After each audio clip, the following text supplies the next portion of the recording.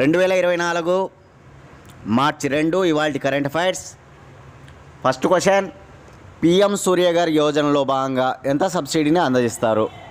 PM Surya గారి యోజనలో భాగంగా ఎంత సబ్సిడీని అందజేస్తారంటే కనుక 78,000 రూపాయలు. 78,000 రూపాయలు అందజేస్తారనమాట. చూడండి, 2024 ఫిబ్రవరి 29వ తారీఖున ప్రధానమంత్రి నరేంద్ర మోడీ తీసుకొచ్చినటువంటి కొత్త పథకం ఏదంటే కనుక పిఎం సూర్యఘర్ ముఫ్త్ బిజ్లీ యోజన. పిఎం సూర్యఘర్ ముఫ్త్ బిజ్లీ యోజన అనేటువంటి పథకాన్ని ప్రధానమంత్రి నరేంద్ర మోడీ 2024 ఫిబ్రవరి 29న ప్రారంభించారు. చాలా ఇంపార్టెంట్ స్కీమ్ అనమాట. భారతదేశ వ్యాప్తంగా కోటి ఇండ్లకు సోలార్ పవర్ను, సౌర విద్యుత్తును అందించాలనేటువంటి ఉద్దేశంతో తీసుకొచ్చినటువంటి పథకం అన్నమాట. సోలార్ పవర్ను అందించాలంటే ఫస్ట్ మన ఇళ్ళపైన ఏం ఏర్పాటు చేసుకోవాలి? సోలార్ రూఫ్ టాప్ను ముందు సోలార్ రూఫ్ టాప్ను మనం ఖచ్చితంగా చేసుకోవాల్సిన అవసరం ఉంటుందన్నమాట. దానిలో భాగంగా లబ్ధిదారులకు కేంద్ర ప్రభుత్వం బ్యాంకుల ద్వారా సబ్సిడీని 78,000 రూపాయలు అందిస్తుందన్నమాట. 3 కిలోవాట్స్ సోలార్ రూఫ్ టాప్ కోసం 3 కిలోవాట్ల సోలార్ రూఫ్ టాప్ల ఏర్పాటులో భాగంగా 78,000 సబ్సిడీ అందిస్తుందనే విషయాన్ని గుర్తుపెట్టుకోవాలి. 1 కిలోవాట్కి అయితే కనుక 30,000 రూపాయలు, 2 కిలోవాట్స్కి అయితే కనుక 60,000 రూపాయలు, 3 కిలోవాట్స్కి అయితే కనుక 78,000 సబ్సిడీని అందజేస్తుందన్నమాట. దానిలో భాగంగా ప్రతి నెల కూడా 300 యూనిట్ల వరకు ఉచిత విద్యుత్తును అందజేయడం జరుగుతుంది. కాబట్టి ఖచ్చితంగా చాలా ఇంపార్టెంటు. రాను రోజుల్లో సోలార్ పవర్ ప్రాధాన్యత మరింత పెరిగిపోతుంది. కాబట్టి ఇప్పటి నుంచే వాటిని తీసుకొని ఆ విద్యుత్తును చేసుకుంటూ వస్తే కనుక మనకి ఆ రోజుకు బ్రహ్మాండంగా ఉంటుందన్నమాట. కాబట్టి ఈ స్కీమ్ పేరు గుర్తుపెట్టుకోవాలి అందరి ముందు. పిఎం సూర్యఘర్ ముఫ్త్ బిజ్లీ యోజన. ఈ పథకాన్ని ఎవరు ప్రారంభించారంటే కనుక ప్రధానమంత్రి నరేంద్ర మోడీ. ఈ పథకాన్ని ప్రారంభించిన తేదీ ఎప్పుడంటే 2024 ఫిబ్రవరి 29. ఈ పథకం ఉద్దేశం ఏంటంటే కనుక కోటి ఇండ్లకు సోలార్ పవర్ను అందించాలనేటువంటి ఉద్దేశం. దీనిలో భాగంగా ఉచిత విద్యుత్ ఎంత అంటే 300 యూనిట్ల వరకు ఉచిత విద్యుత్తును అందజేస్తారు ప్రతి నెల కూడా. ఆ విషయాలు గుర్తుపెట్టుకోవాలి. సబ్సిడీ పరంగా ఇప్పుడు మనం మాట్లాడుకుంటున్నాం కాబట్టి 78,000 రూపాయలు అనే అంశాన్ని గుర్తుపెట్టుకోవాలి. చాలా ఇంపార్టెంట్. ఓకేనా?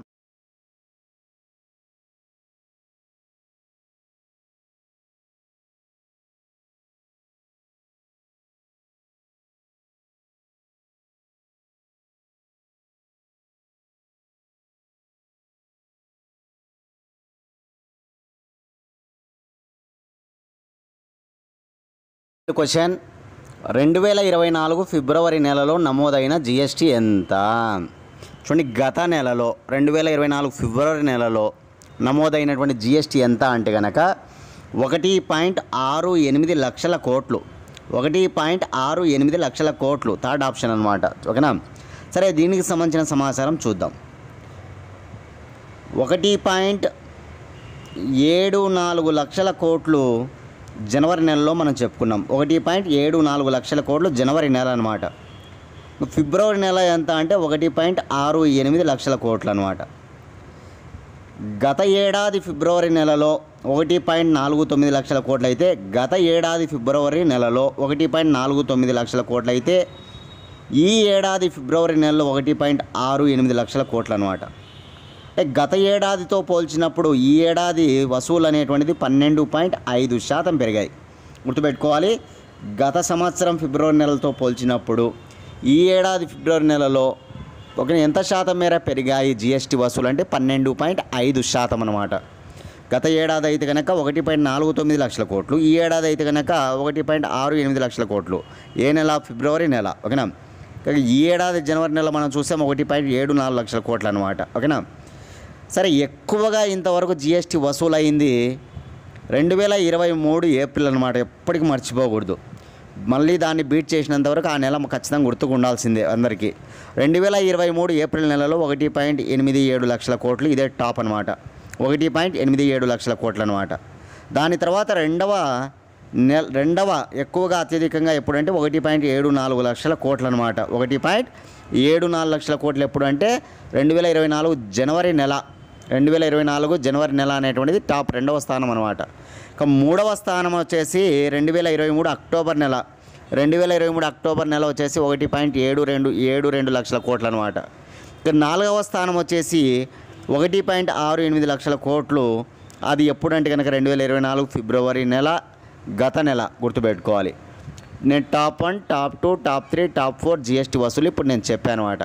2023 ఏప్రిల్ నెల, 2024 జనవరి నెల, 2023 అక్టోబర్ నెల, 2024 ఫిబ్రవరి నెల, ఇవి టాప్ అనమాట, గుర్తుపెట్టుకోవాలి. సరే, జిఎస్టీ గురించి కొన్ని ఇంపార్టెంట్ పాయింట్స్. జిఎస్టీ పూర్తి పేరు గూడ్స్ అండ్ సర్వీస్ ట్యాక్స్, వస్తు సేవల పన్ను అంటాం తెలుగులో. Goods and service tax GST పూర్తి పేరు. మొట్టమొదటిసారిగా జిఎస్టీని తీసుకొచ్చిన దేశం ఏదంటే మాత్రం ఫ్రాన్స్ దేశం.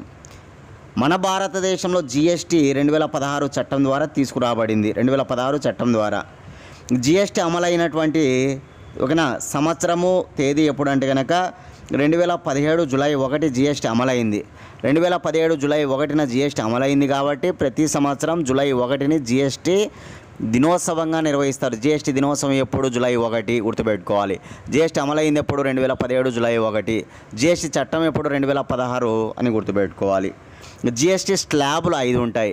0%, 5%, 12%, 18%, 28%. జిఎస్టీ స్లాబులు 5 ఉంటాయి. 0%, 5%, 12%, 18%, 28% గుర్తుపెట్టుకోవాలి. ఓకేనా. జిఎస్టీ దేనికి ఉండదు, జిఎస్టీ పన్ను దేనికి ఓకేనా అమలు కాదు అంటే కనుక మద్యానికి, ఆల్కహాల్కి ఓకేనా, మద్యానికి. అదేవిధంగా పవర్ అంటే విద్యుత్కు, ఓకేనా, అదేవిధంగా పెట్రోల్కి, ఈ మూడింటికి జిఎస్టీ అనేటువంటిది ఉండదు, గుర్తుపెట్టుకోవాలి. జిఎస్టీని భారతదేశంలో మొట్టమొదటిసారిగా అమలు చేసిన రాష్ట్రం ఏది? అస్సాం. జిఎస్టీని అమలు చేసిన తొలి రాష్ట్రం అస్సాం, అది గుర్తుపెట్టుకోవాలి. ఏ రాజ్యాంగ సవరణ చట్టం ద్వారా జిఎస్టీని తీసుకొచ్చారంటే కనుక 101వ రాజ్యాంగ సవరణ చట్టం. 101వ రాజ్యాంగ సవరణ చట్టం అని గుర్తుపెట్టుకోవాలి. ఓకేనా. జిఎస్టీ కౌన్సిల్ గురించి, జిఎస్టీ మండలి గురించి నేర్చుకోవాలి. GST council article 279A. Article 279A. GST కౌన్సిల్ను ఎవరు ఏర్పాటు చేస్తారు, ఎవరు నియమిస్తారంటే రాష్ట్రపతి. జిఎస్టీ కౌన్సిల్ అధ్యక్షులు ఎవరంటే కనుక ఆర్థిక మంత్రి ఉంటారనమాట. జిఎస్టీ కౌన్సిల్ చైర్మన్గా ఎవరు ఉంటారంటే కనుక ఆర్థిక మంత్రి, ఫైనాన్స్ మినిస్టర్ ఉంటారన్నమాట. ఇప్పుడు నిర్మలా సీతారామన్ ఉంది. ఓకేనా. జిఎస్టీలో ఎంతమంది సభ్యులు ఉంటారు ఈ కౌన్సిల్లో అంటే కనుక 33 మంది. 28 మంది రాష్ట్రాల నుంచి, 3 కేంద్రపాలిత ప్రాంతాల నుంచి, 2 కేంద్ర ప్రభుత్వం నుంచి, గుర్తుపెట్టుకోవాలి. 28 రాష్ట్రాల నుంచి, 3 వచ్చేసి కేంద్రపాలిత ప్రాంతాల నుంచి, 2 వచ్చేసి కేంద్రం నుంచి. జిఎస్టీ అనేటువంటిది మనకి సెంట్రల్ జిఎస్టీ ఉంటుంది, స్టేట్ జిఎస్టీ ఉంటుంది, యూనియన్ టెరిటరీ జిఎస్టీ ఉంటుంది, ఇంటిగ్రేటెడ్ జిఎస్టీ ఉంటుంది. 4 రకాల జిఎస్టీలు ఉంటాయన్నమాట. రాష్ట్రాల నుంచి వచ్చేది స్టేట్ జిఎస్టీ, సెంట్రల్ సిజిఎస్టీ, అదేవిధంగా కేంద్రపాలిత ప్రాంతాలు యూటీ జిఎస్టీ, ఇంటిగ్రేటెడ్ జిఎస్టీ 4 అనమాట, గుర్తుపెట్టుకోవాలి. సిజిఎస్టీ, ఎస్జిఎస్టీ, యూటీ జిఎస్టీ, ఓకేనా, అదేవిధంగా ఇంటిగ్రేటెడ్ ఐజిఎస్టీ అనమాట. ఈ 4 నోట్ చేసుకోవాలి. ఇక్కడ జిఎస్టీ వసూలు అనేటువంటిది 4 మాత్రమే కాకుండా సెస్ను కూడా కలిపితేనే జిఎస్టీ వసూలు అవుతుంది, అది కూడా గుర్తుపెట్టుకోవాలి. ఇదన్నమాట జిఎస్టీ సంబంధించిన కొన్ని ముఖ్యమైన విషయాలు, అవన్నీ నోట్ చేసుకోవాలి, చాలా ఇంపార్టెంట్. ఓకేనా. ఈ జనవరి నెలలో ఓకేనా వసూలైంది 1.74 లక్షల కోట్లు అయితే ఫిబ్రవరి నెలలో 1.68 లక్షల కోట్లు అన్నమాట, గుర్తుపెట్టుకోవాలి. 1.68 లక్షల కోట్లు.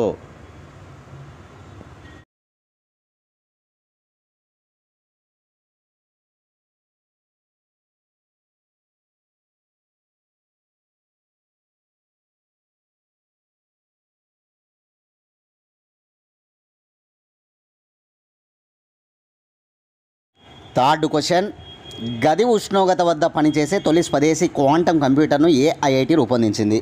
చూడండి, గది ఉష్ణోగ్రత వద్ద అనేది ఇక్కడ ఇంపార్టెంట్.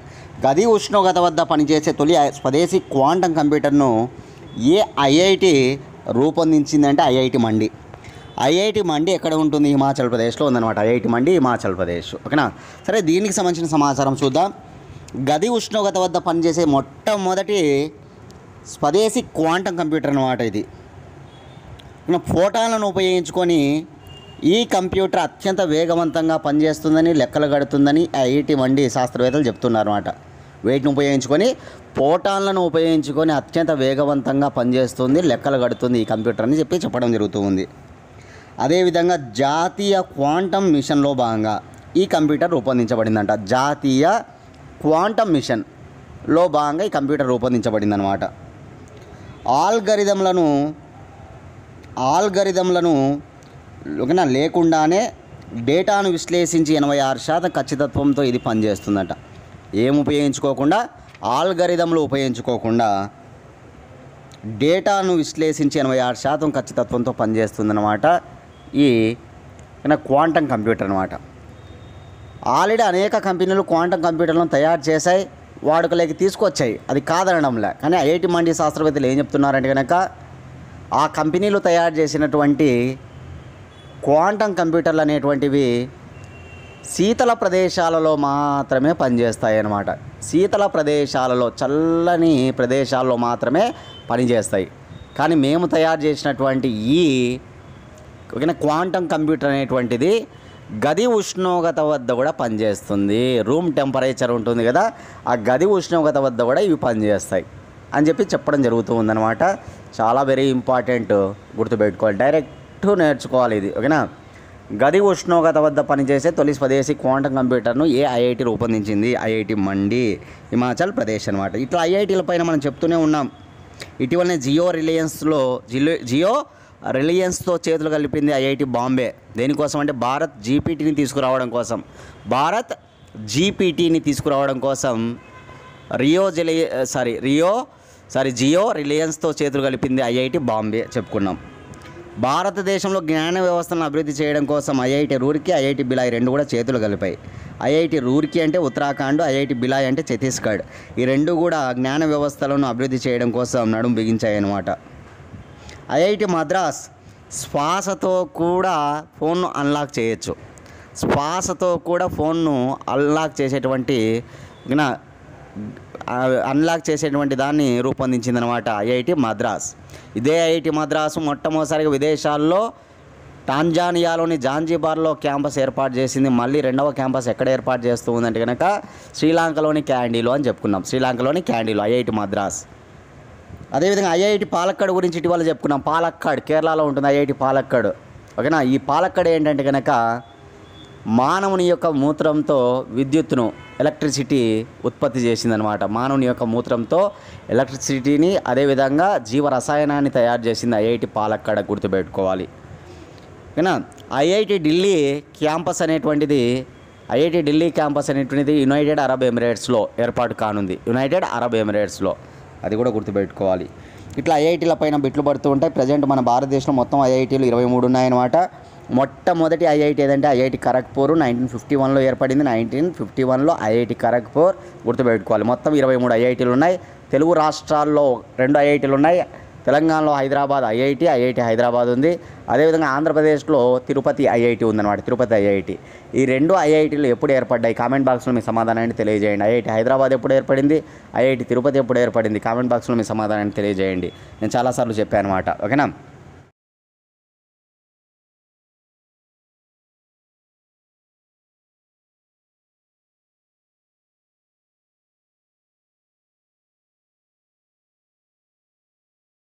ఫోర్త్ క్వశ్చన్, పార్లమెంటు భద్రత విభాగ నూతన అధిపతిగా ఎవరు నియమితులయ్యారు? పార్లమెంటు భద్రత విభాగ నూతన అధిపతిగా నియమితులైన వారు అనురాగ్ ఠాగూర్. మన ఈమెయిల్లో చూడొచ్చు అనురాగ్ ఠాగూర్ను. ఆయన ఇప్పుడు పార్లమెంట్ సెక్యూరిటీ చీఫ్గా న్యూ అపాయింట్మెంట్, కొత్త ఒక అధిపతిగా నియమించబడ్డాడు అనమాట. ఎవరంటే అనురాగ్ ఠాగూర్ అనమాట. చాలా ఇంపార్టెంట్ ఏంటంటే కనుక ఈ మధ్య పార్లమెంటు అనగానే 2023 డిసెంబర్ 13వ తారీఖున సందర్శకుల గ్యాలరీ నుంచి ఇద్దరు దూకి పార్లమెంట్ లోపలికి వచ్చి అక్కడ పొగగొట్టాలతో గందరగోళం సృష్టించారనమాట. మొత్తం ఒక సందర్శకుల గ్యాలరీ ఉంటుందన్నమాట పార్లమెంట్ ఆవరణంలో. అక్కడ నుంచి ఇద్దరు దూకేసినారు, దూకి లోపలికి వెళ్ళిపోయి అక్కడ పోగొట్టాలతో గందరగోళం సృష్టించారనమాట. దాని ద్వారా ఇప్పుడు పార్లమెంట్లో భద్రత మరింత పటిష్టమైపోయింది. సిఐఎస్ఎఫ్కు అప్పగించారనమాట. ఇప్పుడు అంతా కూడా పార్లమెంట్ను ఎవరు చూసుకుంటున్నారంటే సిఐఎస్ఎఫ్ అనమాట. ఇప్పుడు ఈరోజు పార్లమెంట్ భద్రతకు సంబంధించి నూతన అధిపతిగా ఎవరు నియమించబడ్డాడు అంటే మాత్రం Anurag Tagore.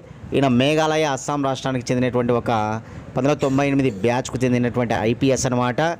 Present CRPF IG, ఓకేనా, ఇన్స్పెక్టర్ జనరల్గా పనిచేస్తున్నాడు. ప్రజెంట్ ఆయన సిఆర్పిఎఫ్ ఉంది కదా, సెంట్రల్ రిజర్వ్ పోలీస్ ఫోర్స్, ఈ సిఆర్పిఎఫ్ ఐజీగా పనిచేస్తూ ఉన్నాడనమాట. ఇప్పుడు ఆయనను పార్లమెంటు భద్రతా విభాగ నూతన అధిపతిగా నియమించడం జరిగిందనమాట. ఓకేనా, ఈ విషయాన్ని గుర్తుపెట్టుకోవాలి. డైరెక్ట్ బిట్టు నీవు అపాయింట్మెంట్స్లో నోట్ చేసుకోండి, చాలా important.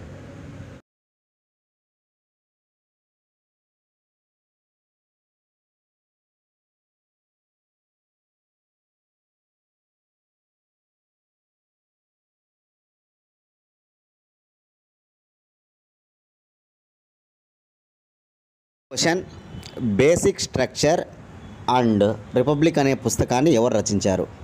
Basic structure and republic అనే పుస్తకాన్ని రచించిన వారు శ్రీధరన్ పిల్లై. ఎవరి శ్రీధరన్ పిల్లై అంటే గోవా రాష్ట్ర ప్రస్తుత గవర్నర్ శ్రీధరన్ పిల్లై అనమాట. ఆయన రచించి విడుదల చేసిన పుస్తకం ఇది. Basic structure and republic. Basic structure అంటే మూల నిర్మాణం, రిపబ్లిక్ అంటే గణతంత్రం అనమాట. గుర్తుపెట్టుకోవాలి. పుస్తకం పేరు నోట్ చేసుకుంటే సరిపోతుంది. మీరు దాన్ని ఎవరు రచించారని గుర్తుపెట్టుకుంటే సరిపోతుంది. ఓకేనా.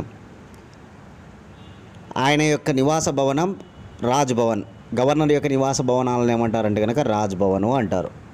రాష్ట్రపతికి రాష్ట్రపతి భవన్ ఎలాగైతే ఉంటుందో రాష్ట్రాలలో గవర్నర్కి ఉన్నటువంటి నివాస భవనాన్ని రాజ్ భవన్ అంటారు. ఆ రాజ్ భవన్లోని దర్బార్ హాలులో ఈ పుస్తకాన్ని ఆయన విడుదల చేయడం జరిగిందనమాట. గోవా రాష్ట్ర గవర్నర్ శ్రీధరన్ పిల్లై. పుస్తకం పేరు బేసిక్ స్ట్రక్చర్ అండ్ రిపబ్లిక్. ఎందుకంటే గవర్నర్ రాసిన పుస్తకాలు అంటే చాలా ఇంపార్టెంటే, ఖచ్చితంగా గుర్తుపెట్టుకోవాల్సిన పుస్తకమే. పుస్తకాల రచయితల్లో నోట్ చేసుకోవాలి 2024కు సంబంధించి. ఓకేనా, రైట్. గోవా ముఖ్యమంత్రి ఎవరు? ప్రమోద్ సావంత్ అనమాట. భారతీయ జనతా పార్టీ ప్రమోద్ సావంత్. గోవా రాష్ట్ర రాజధాని పనాజ్ అయితే గోవా రాష్ట్ర హైకోర్టు మహారాష్ట్రలోని ముంబైలో ఉంటుంది. గోవా రాష్ట్ర హైకోర్టు, గోవా రాష్ట్ర పరిధి ఏ హైకోర్టు కిందికి వస్తుంటే ముంబై, అది మైండ్లో పెట్టుకోవాలి. గోవా రాష్ట్ర భాష కొంకణి అనమాట. కొంకణి. భారతదేశంలో విస్తీర్ణంలో అన్నిటికంటే చిన్న రాష్ట్రం ఏదంటే గోవానే. విస్తీర్ణంలో అతి చిన్న రాష్ట్రం అనమాట గోవా. అటువంటి గోవాకు ఇప్పుడు గవర్నర్గా ఎవరున్నారంటే శ్రీధరన్ పిల్లై. ఆయన రాసిన పుస్తకం basic structure and republic.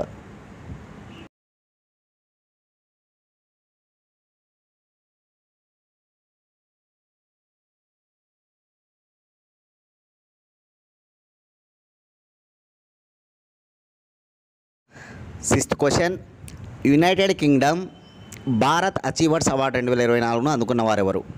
UK Bharat achievers award 2024ను అందుకున్న వారు రఘురామ్. ఇమెయిల్లో చూడొచ్చు రఘురామ్ గారిని. ఆయన అవార్డును స్వీకరిస్తూ ఉన్నాడనమాట. ఇది యూకే భారత్ అచీవర్స్ అవార్డు అనమాట. ఇతను ఒక సర్జన్ అనమాట. రఘురామ్ అనేటువంటి వ్యక్తి గొప్ప సర్జను. ఆయన యూకే భారత్ అచీవర్స్ అవార్డును తీసుకోవడం జరిగింది.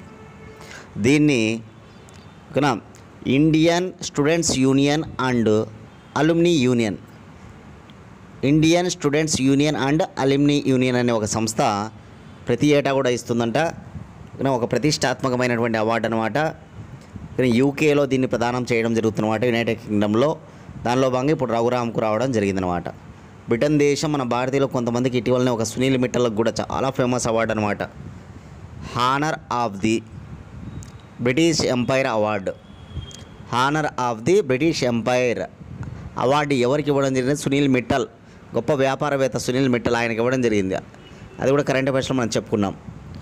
అట్లా బ్రిటన్ దేశం ఇచ్చే అవార్డులలో ఇది కూడా ఒకటి అనమాట. యూకే భారత్ అచీవర్స్ అవార్డు 2024 ఎవరంటే కనుక గొప్ప సర్జన్ రఘురామ్కు అందించడం జరిగింది. సెకండ్ ఆప్షన్లో రామభద్ర ఆచార్య ఉన్నారు. ఇటీవలనే ఆయనకు జ్ఞాన్పీఠ్, భారతదేశంలో సాహిత్య రంగంలో ఇచ్చే అత్యున్నత పురస్కారం జ్ఞాన్పీఠ్ పురస్కారం. ఈ జ్ఞాన్పీఠ్ పురస్కారాన్ని 2023 ఏడాదికి సంబంధించి ఈ సంవత్సరం ఇద్దరికి ఇవ్వడం జరిగిందనమాట. ఒకరు రామభద్రాచార్య అయితే, రెండు గుల్జార్ గుర్తుపెట్టుకోవాలి. గొప్ప ఉర్దూ కవి అనమాట గుల్జారు, ఆయనకి ఇవ్వడం జరిగింది. ఓకేనా. రామభద్రాచార్య వచ్చేసి సాంస్క్రిట్ అనమాట, సంస్కృతం. అదేవిధంగా యాంగ్ లియూ, థర్డ్ ఆప్షన్లో యాంగ్ లియూ ఉన్నారు. ఇటీవల పద్మ అవార్డ్స్ ఇచ్చారు కదా, అందులో పద్మభూషణ్ అవార్డును పొందిన ఏకైక విదేశీయుడు అనమాట. తైవాన్ దేశానికి చెందిన వ్యక్తి అనమాట యాంగ్ లియూ. అతని పేరు బాగా గుర్తుపెట్టుకోవాలి, ఇంపార్టెంట్. అదే ఎన్ రావ్. నిన్న కరెంట్ అఫైర్స్ మార్చి 1వ తేదీ కరెంట్ అఫైర్స్ మీరు వినింటే ఎన్ రావుకి వచ్చిన అవార్డు నేను చెప్పా. ఎన్ రావుకి వచ్చిన అవార్డు ఏదంటే కనుక వరల్డ్ ఐకాన్ 21. వరల్డ్ ఐకాన్ 21కు ఓకేనా అవార్డు దక్కించుకున్నాడనమాట. గొప్ప ప్రపంచంలో అత్యంత ప్రఖ్యాతగాంచినటువంటి ఐ స్పెషలిస్ట్లు అనమాట. ఆయన కూడా ఒకటనమాట ఎన్ రావు. ఆయనకు అవార్డు రావడం జరిగింది. గుర్తుపెట్టుకోవాలి ఎవరెవరికి అవార్డులు ఇచ్చారని నేను చెప్పినప్పుడు నోట్ చేసుకోండి.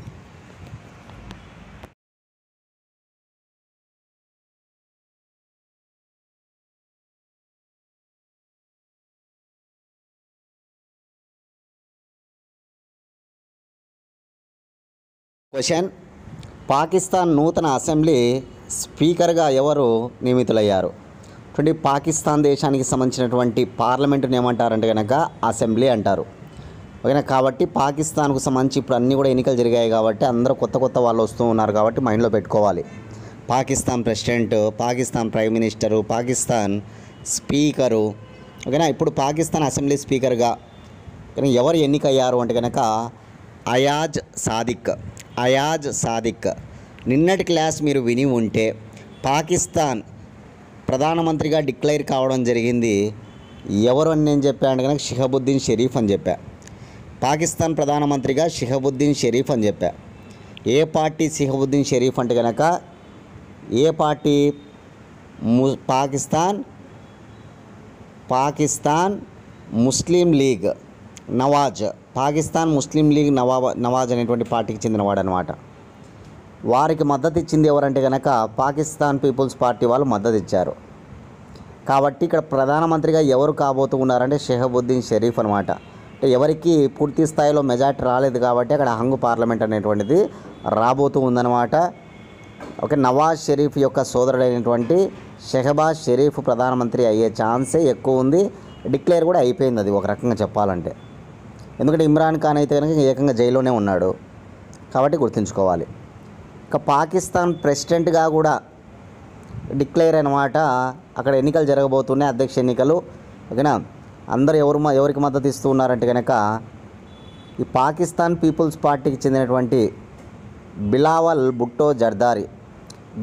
భుట్టో జర్దారీ పాకిస్తాన్ ప్రెసిడెంట్ కాబోతూ ఉన్నాడు. పాకిస్తాన్ ప్రధానమంత్రి ఎవరు కాబోతూ ఉన్నారంటే కనుక షిహాబుద్దీన్ షరీఫ్. అదేవిధంగా పాకిస్తాన్ స్పీకర్ అయితే కన్ఫామ్ అనమాట. ఏకంగా ప్రమాణ స్వీకారం కూడా చేయడం జరిగిందనమాట ఈ స్పీకరు. ఆయన పేరు ఏంటంటే కనుక అయాజ్ సాదిక్. 4th ఆప్షన్లో అయాజ్ సాదిక్ ఉన్నాడు. చూడండి, చాలా ఇంపార్టెంట్. పాకిస్తాన్ ఎలక్షన్స్ కూడా మైండ్లో పెట్టుకోవాలి, కాస్త ఫోకస్ చేయాలి, చాలా ఇంపార్టెంట్. ఓకేనా. రైట్.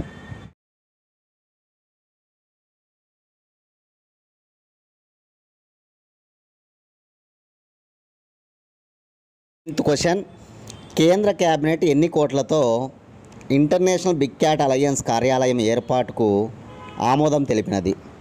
చాలా ఇంపార్టెంట్ అన్నమాట ఇంటర్నేషనల్ బిగ్ క్యాట్ అలయన్స్. ఎందుకంటే ఇది ఒక అంతర్జాతీయ కూటమి, మన భారతదేశ ప్రతిపాదనతో ఏర్పాటైన కూటమి కాబట్టి very important. International big cat alliance, IBCA అంటారు. షార్ట్ ఫామ్ వచ్చేసి IBCA.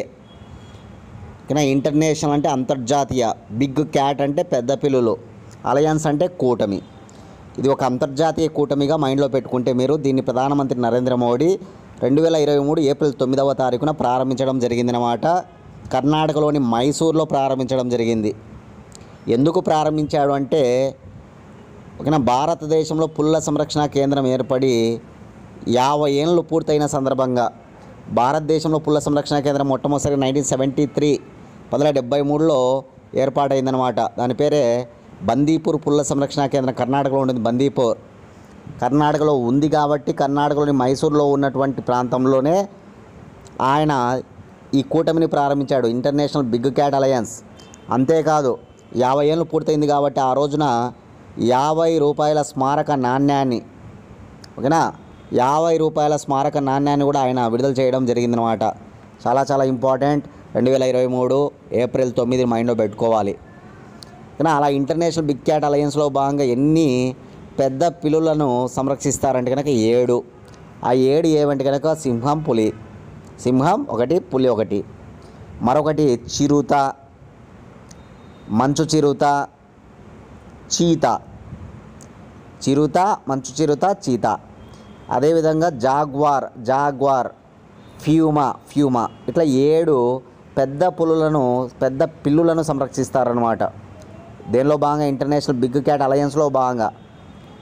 అటువంటి కూటమి మరింత స్ట్రాంగ్ కావాలంటే దానికి ఖచ్చితంగా నిధులు అవసరం, ఒక కార్యాలయం అవసరం. కాబట్టి 2024 ఫిబ్రవరి 29న 2024 ఫిబ్రవరి 29వ తారీఖున కేంద్ర మంత్రిమండలి ఉంటుంది కదా, వాళ్ళు ఆమోదించారనమాట. 5 ఏళ్ల కాలానికి 2023, 2027, 2023-24, 2027-28 కాలానికి సంబంధించి 150 కోట్ల రూపాయలు విడుదల చేయడం జరిగిందనమాట. దేనికోసం? ఇంటర్నేషనల్ బిగ్ క్యాట్ అలయన్స్ కోసం. దానిలో భాగంగా కార్యాలయాన్ని ఏర్పాటు చేయబోతూ ఉన్నట్టు నిన్న తెలపడం జరిగిందనమాట.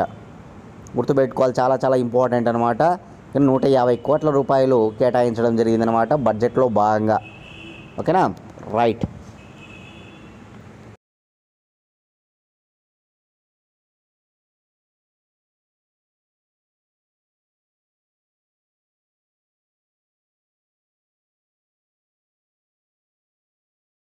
క్లాస్ ఎవరైతే ఫాలో అవుతున్నారో దయచేసి మీరందరూ కూడా లైక్ చేయండి ప్లీజ్. మీరందరూ కూడా క్లాస్ ఎవరైతే ఫాలో అవుతున్నారో మీరందరూ కూడా లైక్ చేయాలి ఖచ్చితంగా. అదేవిధంగా ఎవరైనా సబ్స్క్రైబ్ చేసుకోకపోతే సబ్స్క్రైబ్ చేసుకోండి. అదేవిధంగా మన ఛానల్ని ముగ్గురికి షేర్ చేయండి. మీ సపోర్ట్ వల్ల మేము మరిన్ని క్లాసులు చేయగలను. కాబట్టి మీ సపోర్ట్ అనేది కంపల్సరీ కావాలి. కాబట్టి ఓకేనా, అందరూ లైక్ చేయండి, ప్రతి ఒక్కరు లైక్ చేయండి. ఓకేనా? Last question. Pro kabaddi league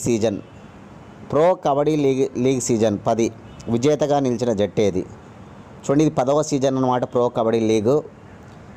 ఒక మన దేశవాళికి సంబంధించి కబడ్డీకి చాలా ఇంపార్టెంట్, ప్రతి ఏటా జరిగేది ప్రో కబడ్డీ లీగ్ అనమాట. అదే ఈ ఏడాది విజేత ఎవరంటే కనుక పునేరి పాల్తాన్. ఫస్ట్ టైం విన్ అయిందనమాట. పునేరి పాల్తాన్ విజేతగా నిలిచిందనమాట. ఇదివరకు ఎప్పుడు కూడా 9 సీజన్లలో గెలవలే.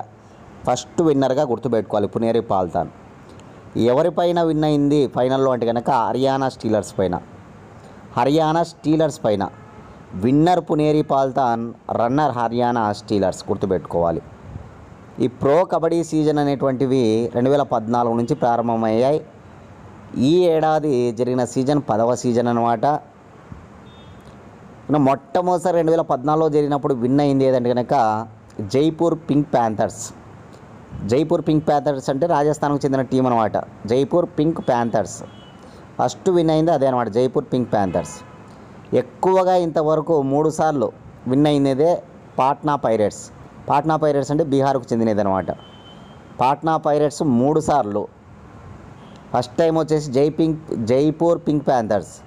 ఇప్పుడు ఎవరంటే కనుక పునేరి పాల్తాన్ అనమాట. గుర్తుపెట్టుకోవాలి. ఇట్లా 12 జట్లు ఉంటాయన్నమాట దేశవ్యాప్తంగా. ఇప్పుడు ఐపీఎల్ ఎలా ఉంటుంది క్రికెట్కు? ఐపీఎల్ ఇండియన్ ప్రీమియర్ లీగ్ అనమాట. అట్లనే కబడ్డీకి సంబంధించి ప్రో కబడ్డీ లీగ్ అనమాట. మన దేశంలో 10 జట్లు ఉంటాయి, 12 జట్లు ఉంటాయి అనమాట. దీంట్లో 12 జట్లు గుర్తుపెట్టుకోవాలి. తెలుగు టైటాన్స్, ఆంధ్రప్రదేశ్ తెలంగాణకు సంబంధించినటువంటి కబడ్డీ టీం ఏదంటే కనుక తెలుగు టైటాన్స్ అనమాట.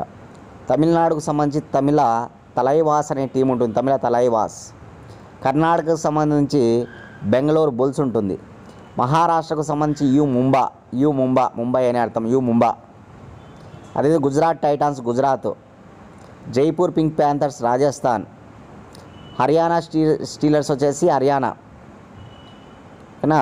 పాట్నా పైరేట్స్ వచ్చేసి బీహార్, బెంగాల్ వారియర్స్ వచ్చేసి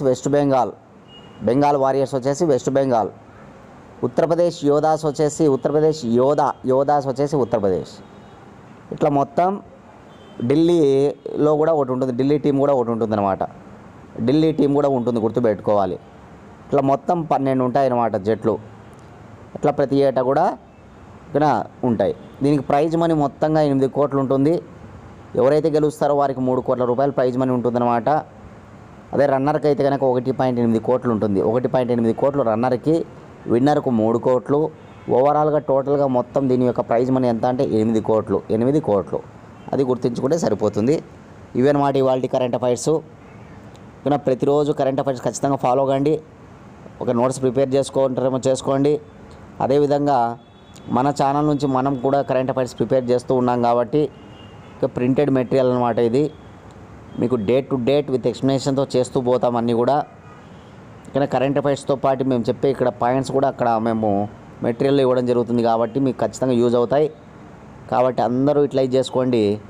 ఇక్కడ 1 ఇయర్ కరెంట్ అఫైర్స్ రెడీగా ఉన్నాయి. కావాలనుకున్న వాళ్ళు 8186006848 అనే నెంబర్కి 100 రూపీస్ ఫోన్పే చేసి అదే నెంబర్కి స్క్రీన్ షాట్ పెట్టండి. 24 గంటల లోపల మేము పీడిఎఫ్ ఫైల్ పంపిస్తాం. వాటిని జిరాక్స్ తీసుకొని రోజు చదువుకుంటూ రండి. అది మేము డైలీ ఫాలో కండి ఖచ్చితంగా. మళ్ళీ మంత్లీ కూడా కరెంట్ అఫైర్స్ తీసుకుంటూ రండి. మీకు ఏ ఎగ్జామ్స్కైనా ఉపయోగపడతాయి. మీరు డిఎస్కి ప్రిపేర్ అవుతారా, జేఎల్కి ప్రిపేర్ అవుతున్నారా, డిఎల్కి ప్రిపేర్ అవుతున్నావా, డిఈఓకనా, రైల్వేస్కా, ఓకేనా, ఎస్ఐయా, కానిస్టేబులా, గ్రూప్ 1, గ్రూప్ 2గా దేనికైనా కరెంట్ అఫైర్స్ ఉంటాయి.